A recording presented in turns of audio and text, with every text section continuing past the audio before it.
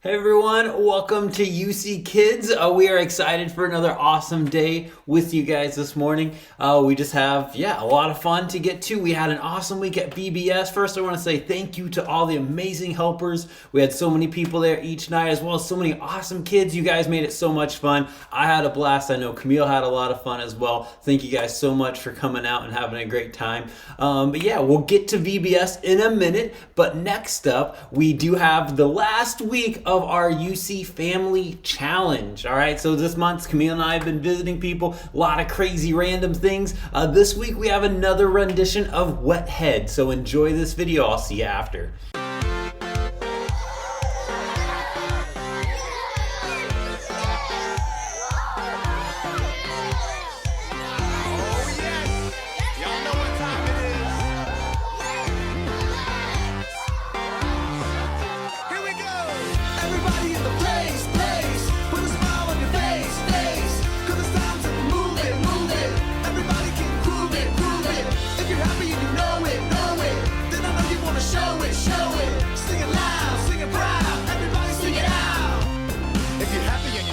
Clap your hands, yeah, clap your hands. Come on, clap your hands. If you're happy and you know it, then I know you want to show it. So clap your hands like this. Like this.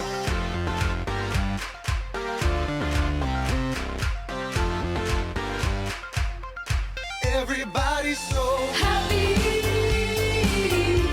Everybody's feeling happy. Everybody's so happy.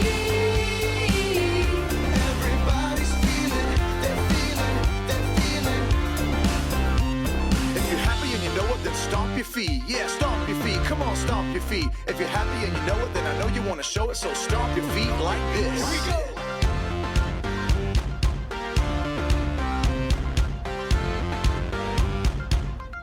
Everybody's so happy. Everybody's feeling happy. Everybody's so happy. Everybody's feeling, they're feeling. If you're happy and you know it, then sing it loud. Yeah, sing it loud. Come on, sing it loud. If you're happy and you know it, then I know you want to show it. So sing it loud like this. Sing it out.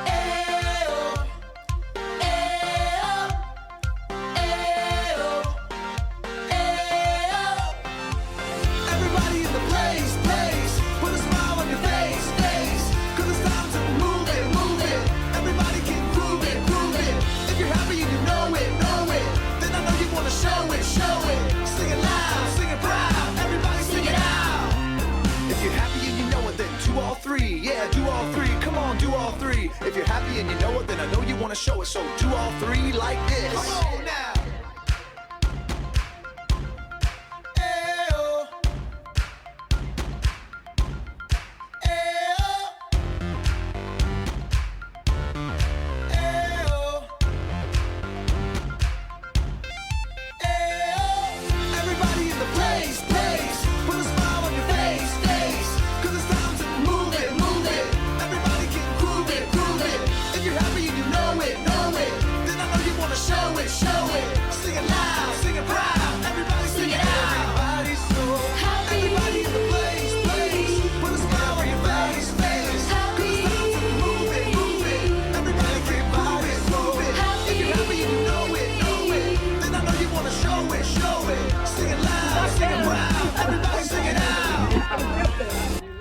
Okay.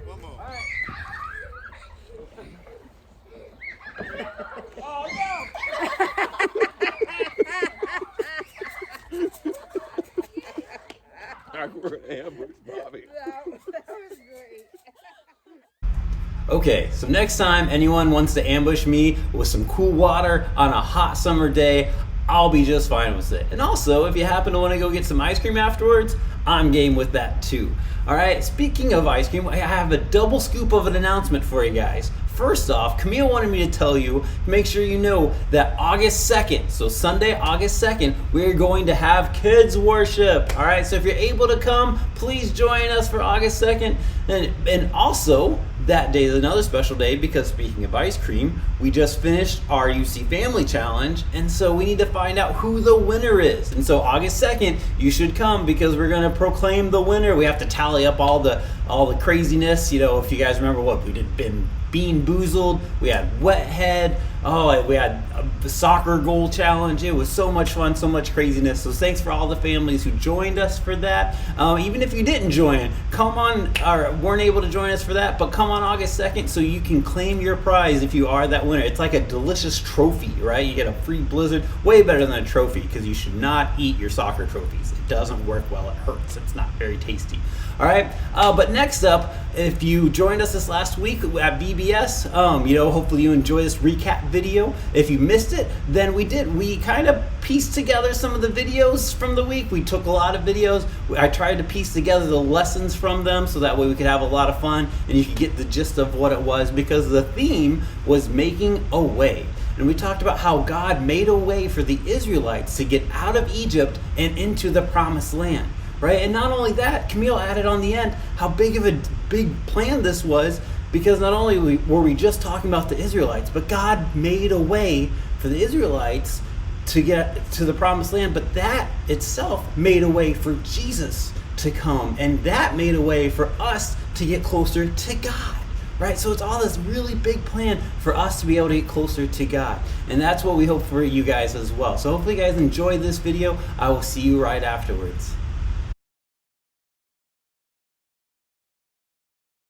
So a little beginning story of the 10 plagues. After the burning bush, Moses was told by the Lord to go to Egypt. Moses was nervous to talk to Pharaoh, but he did anyway because the Lord had sent him. Moses went up to Pharaoh and told him to let his people go. He said no, and God was not happy. The Lord told Moses that Pharaoh's heart will be hardened, and then he'll show the Egyptians signs that he is Lord. Pharaoh's people were in hopeless condition, but he did not let them go. However, God made a way for the Israelites. He kept his promises and showed them light in the darkness. So the first plague was turning water into blood. The Lord told Moses he was going to strike the water of the Nile and change it to blood. The Egyptians will not have drinking water, and all the fish will die. Blood will be everywhere in Egypt. The second plague was frogs. The Lord told Moses that if Pharaoh doesn't let his people go, he will send a plague of frogs on the Egyptians. The Nile will be filled with frogs, as well as your homes, your beds, and the rivers. The frogs will crawl on you and all the other people in Egypt. The third plague is gnats. The Lord told Moses to strike the dust of the ground in Egypt to become gnats. Then, throughout the land of Egypt became filled with gnats everywhere. The gnats became all over the people and the animals.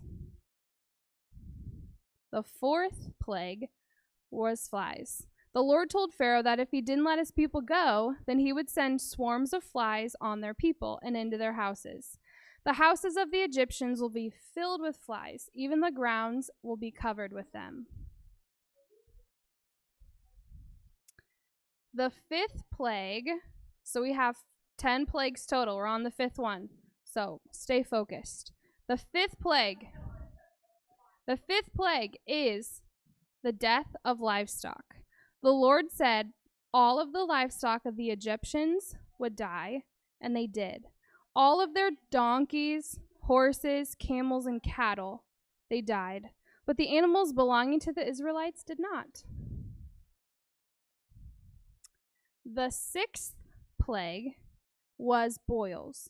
The Lord told Moses to toss the soot from the furnace and throw it in the presence of Pharaoh. He said it would go over the whole land of Egypt, and festering boils will break out on people and animals throughout the land. The seventh plague was a hailstorm. The Lord told Pharaoh that if he...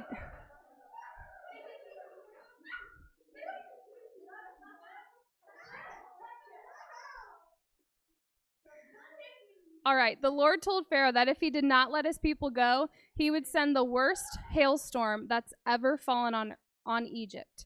Pharaoh told the livestock and everyone to find shelter because the hail will fall on them and then they would die.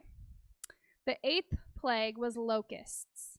Again, because Pharaoh was refusing to let his people go, the Lord will bring locusts in the land of Egypt.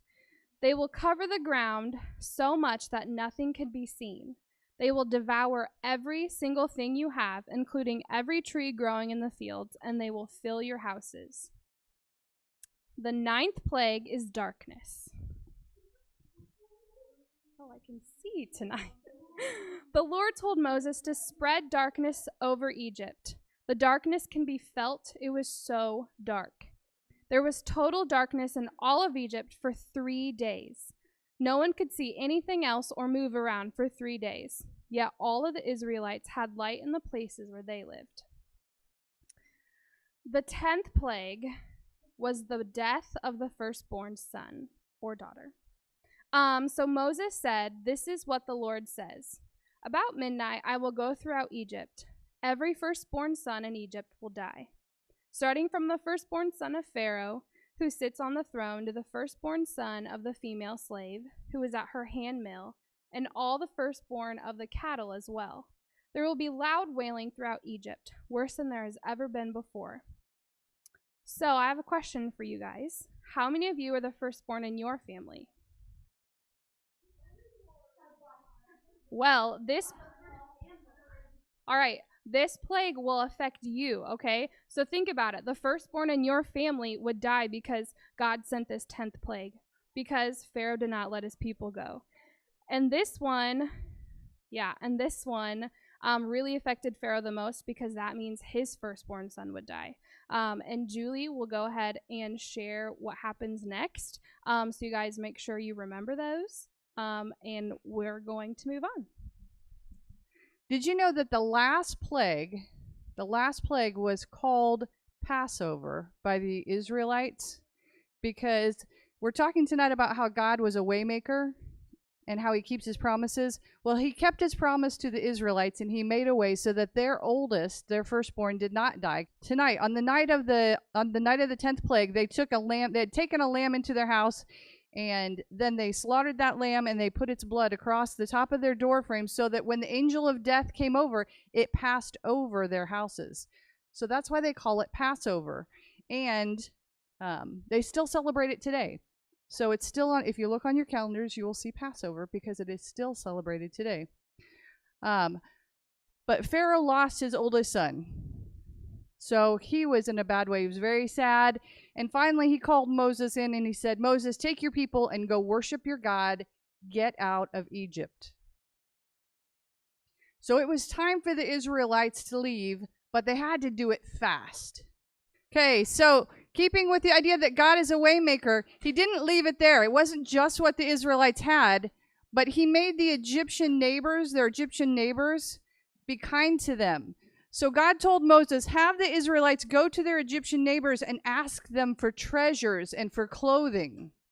You guys, a lot of you have grown up hearing this story, and you picture the Israelites just la da da da, we're going to follow Moses out of Egypt. It wasn't that simple.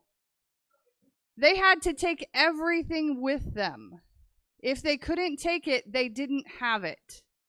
So some of them had carts, some of them had trailers, some of them just had to carry it. But they had to carry it across a desert. It wasn't paved roads. Okay, there's no McDonald's to stop and get a drink. This was work. And as they started to leave, guys, there were 600,000 men. In Huntington County, there are about 30,000 people. That's 20 times the number of people in Huntington County in just men alone. That doesn't include their wives, their kids, and their livestock. That's a lot of people leaving Egypt, following one guy. And so you think about it, they couldn't see him. But again, God had a plan. Sometimes we forget that God has a plan. We get into our lives and we get flustered and things happen and we get upset and we forget. God's in control. He's got a plan. In this plan, God had a pillar of cloud that would lead them by day, so it would go clear up into the sky. So whether you were number 1 or 600,000, you could see where you're going. And at night, it would turn to a pillar of fire, so you always knew where you were going. Okay? So we're going to follow Moses. So we are on the road. We are following our cloud. So at night, our pillar turns into fire. So we're going to go on down and find our pillar of fire. So God led them to a place by the Red Sea. Okay? And then what God did was, he told Moses that the Egyptians were going to be coming after them. He didn't tell Moses what was going to happen, but he said, don't be afraid because I've got a plan, but the Egyptians are coming after you. Hey, we'll be all right. We can trust God. He has a plan. It'll be okay. We can trust God, right? Believe. All right. Okay. God will take care of us. So as part of God's plan, God took that pillar of fire from in front of the Israelites and he moved it behind, in between the Egyptian army and the Israelites. See, they can't get us now. Right? God's protecting us. And then he said to Moses, Moses, turn toward the Red Sea and reach out your hand and your staff, and a wind will blow and open the Red Sea. Whoa. Now you can lead your people across the Red Sea on dry land. Let's go. All right. This is crazy, right? We're on. It's dry land. It's crazy. Look, fish.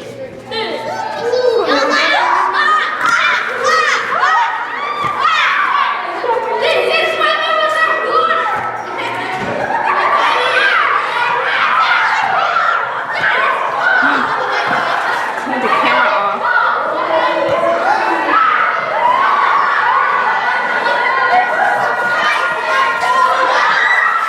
The Israelites had to suffer a lot of disappointment and difficulties.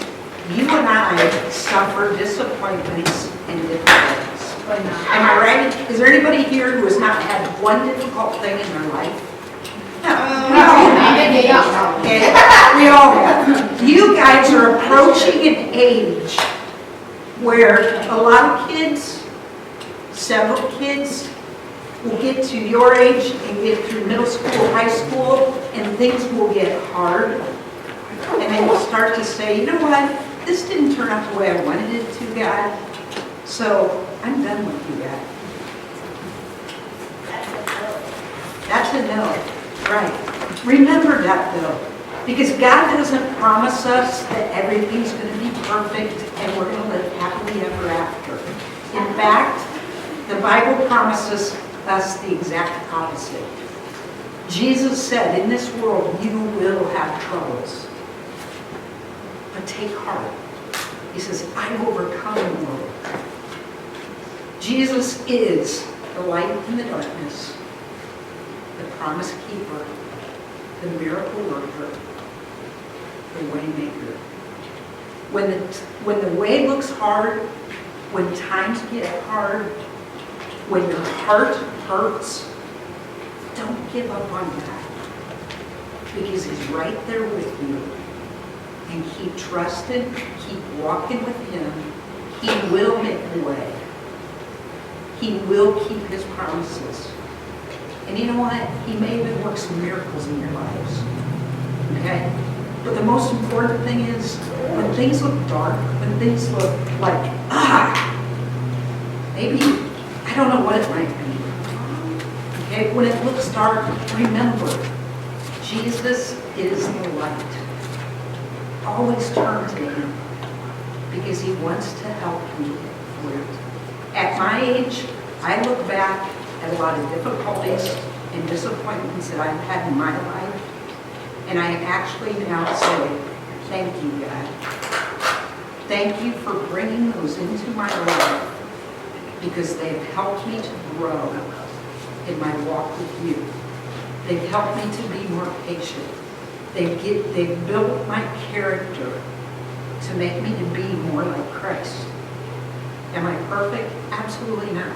Am I going to have more disappointments and difficulties? You bet I will. But you know what? At this stage, I can look at it and I can say, my God is big enough, and my God will supply everything that I need. As you listen to the song, and you think of those 4 phrases, that is who God is. Everything that happened to the Israelites, everything that they went through, was pointing forward to the promise that God made that he was going to send a Savior, and it was going to be Jesus. Everything they went through, the Passover, where the lamb was sacrificed, God was pointing forward saying, one day I'm going to make a way for your sin to be taken care of. And it's going to be my son that I'm going to sacrifice. God always makes a way. It may not be the way we think, and it may not be what we want, but you got to trust him.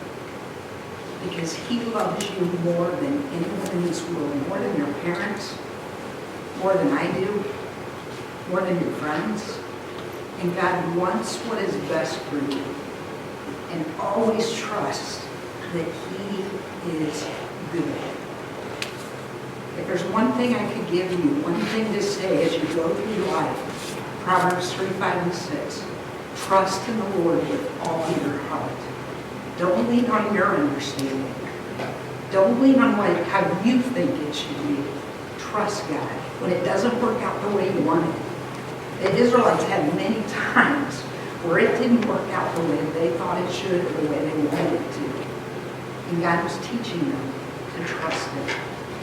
So, when difficulties come, when disappointments come, try to remember it.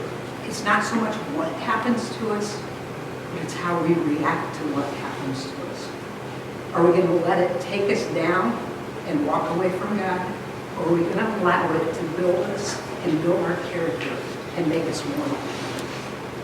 So, if you listen to this song, always remember, God's a way maker, promise keeper, miracle worker, light in the darkness.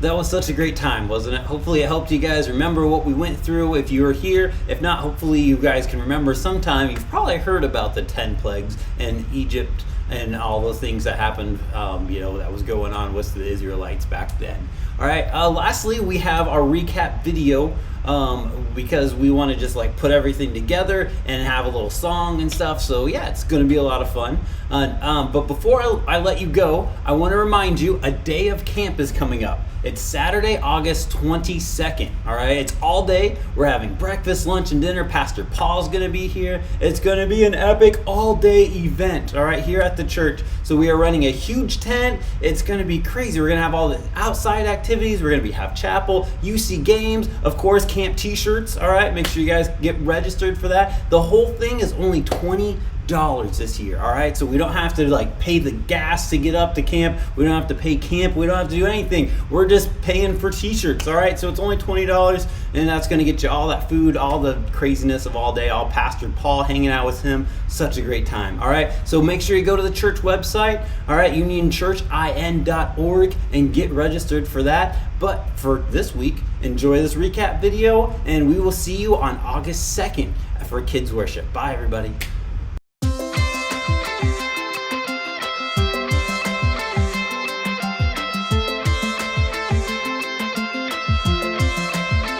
You are here, moving in our midst. I worship you, I worship you. You are here, working in this place. I worship you, I worship you.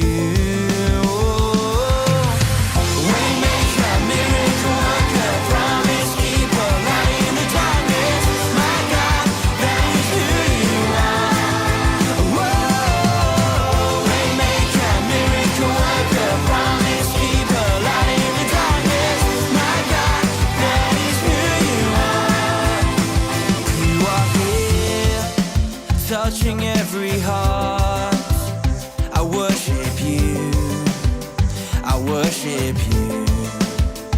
You are here, healing